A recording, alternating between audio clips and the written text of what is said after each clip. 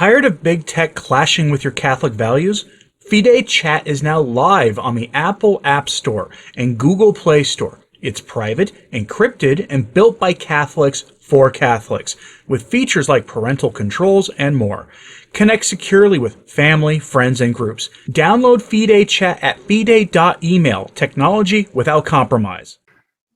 It would be nice if the authorities in Rome and the bishops in major dioceses and even small dioceses around the Western world would stand up for Catholic truth, for basic Catholic truth, especially involving the secular authorities.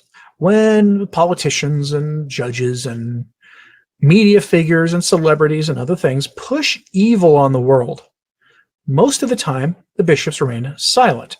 Rome remains silent most of the time. And one of the consequences of Rome remaining silent, the bishops remaining silent, is that it causes scandal among the laity.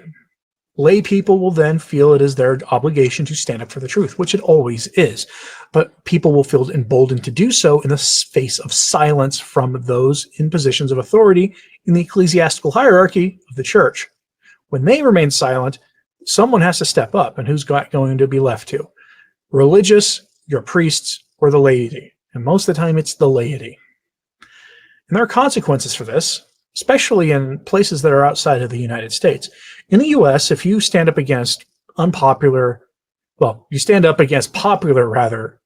positions that fly in the face of the Catholic faith, and you do so online or in public where there's a camera or something, you run the very real risk of having your personal details put all over the internet so you can be harassed, people calling your employer, you losing your job, maybe losing access to financial institutions, those sorts of cancellations. Those are bad enough, and that's an evil practice that should be abolished and made illegal.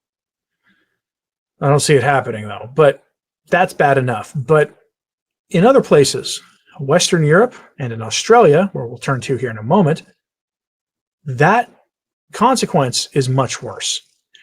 If you stand up and speak for Catholic truth in those places, you will not be canceled in the traditional sense. You'll be canceled in the pre-internet sense. Go to LifeSite News. This headline: Christian doctor loses medical license for criticizing the sacrifice to Moloch, the James Martin ideology, and the policies related to the 2020 affliction. Dr. Jareth Koch was suspended and lost his career for sharing conservative and Christian beliefs online, and a tribunal in Australia is facing backlash for upholding his suspension. This is a crazy story. He spoke his mind online. For the high crime of being a conservative Christian, guess what happened to him? He lost his livelihood to practice medicine. I don't know about you. I don't generally think about the political leanings of the doctors that I go to, but generally, if I had to choose, I'd want them to be conservative Christians of some kind, because with that will come with at least the respect afforded for, say, my wife and I's Catholic beliefs on contraception and some other things.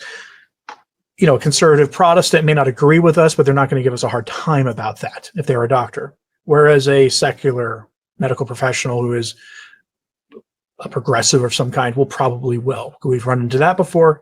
I'm sure you have too. Let me know in the comments if you have. But this doctor told the truth. And he lost his job at the hand of a state-recognized institution with the power to govern the medical profession in Australia. If you ever wonder why people don't speak up more, this is why.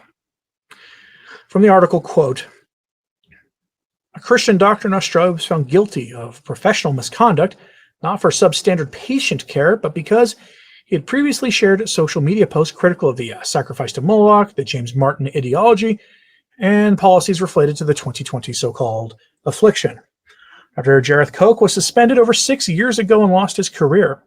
His suspension was upheld on July 25th by the Victorian Civil and Administrative Tribunal, which decided that 54 of 85 social media posts published online over a 12-year period were examples of misconduct under the national law. The decision sets a concerning precedent for freedom of speech in Australia. I'm going to interject here. You don't have freedom of speech in Australia. You don't. You might have that's not even a concerning precedent. The things that came before that led to your freedom of speech being taken away from you. Those were the precedents. This is just upholding your evil system. Particularly for professionals who hold Christian or conservative beliefs, declared a statement from the Human Rights Law Alliance, the attorney group that represented Dr. Koch. It confirms that regulators like AHPRA and the medical board have significant powers to discipline practitioners, not only for what they do in their clinical practice, but for upholding and expressing unpopular social or moral views, even in a private capacity, wrote HRLA. This is a deeply concerning shift in regulatory scope over personal speech, noted HRLA. For Christian professionals, and indeed for any professional who holds views outside the progressive mainstream, the implications are serious. Australia's Family First organization slammed the court decision to uphold Koch's suspension, calling it a, quote, gross injustice and chilling attack on freedom of speech. Dr. Koch has harmed no patient. His only crime was to express his views online, many of them satirical or Christian in nature. And for that, he has been punished with the loss of his medical career, said Family First National Director, Director Lyle Shelton. Not just unjust, it's un-Australian, said Shelton. This is Victoria's Ministry of Truth, forcing ideological conformity and crushing dissent. End quote. That is what awaits us as Catholics everywhere. I know I get accused of having a persecution complex when I point these stories out. It's just true. We are. Now, in America, that seems to have abated recently, but after a couple of years of reporting to you on government agencies sending their little snoops into the pews at our parishes, asking questions of priests and threatening them in a bad way if they don't give them details on their parishioners, to think otherwise is just ludicrous. That priest is facing, well, not priest, that doctor is facing the most serious consequences for speaking his mind, what should have been his rights. But Australia gave up on speech rights a long time ago. You're seeing this all over the West. It's true. I mean, we know about the UK. We know about Canada. It's everywhere. They tried to do it in America, and they will try it again if given an opportunity. I'm curious what you think of that story. Let me know in the comments. Are you surprised at all by this? Let me know. Pray for that doctor that as he climbs this judicial hierarchy in Australia, that he wins his case.